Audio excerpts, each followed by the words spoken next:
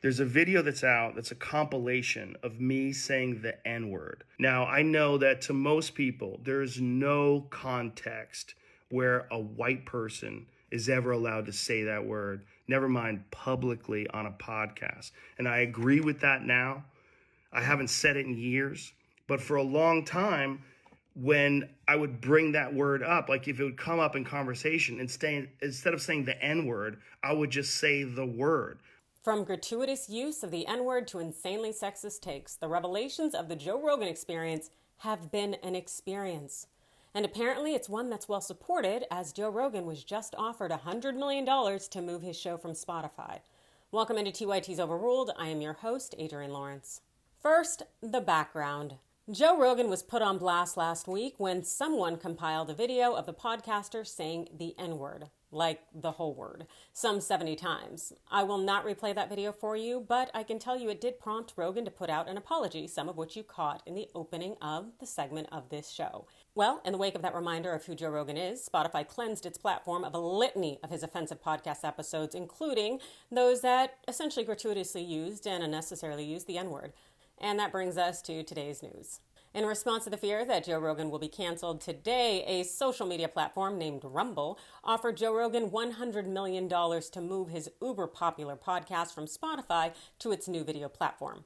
Rumble CEO Chris Pavlovski issued this open letter, which reads, "Dear Joe, we stand with you, your guests, and your legion of fans and desire for real conversation.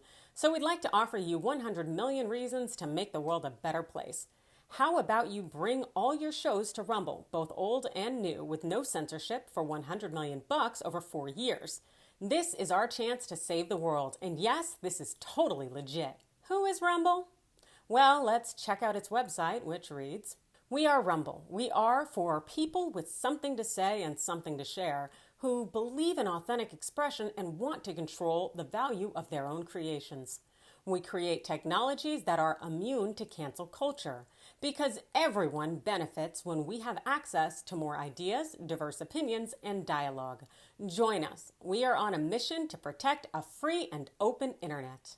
All right, so I have 3 points to make on this. First, Rumble's little intro sounds like a platform that will be a right-wing dream, and anyone who wants to head on over there before hitting up that white sheet sale at Kohl's can feel free to do so. Do you, but definitely do you at a distance from me. Second, let's stop with these faux cries of cancellation and silencing. It is clear that there will always be platforms for anyone who caters to systems of oppression, particularly privileged white men. And if we were being intellectually honest here, we'd simply just acknowledge that there's only free market operating here, people, not government interference with free speech.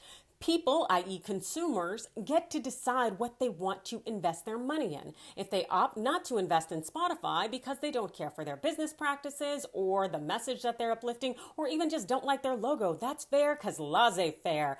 Call cancel what it is, consequences. And third, to those of you asking how I feel about the compilation of my colleagues, particularly Anna Kasparian, using the N-word, I'll say this. It's cringy. Yeah.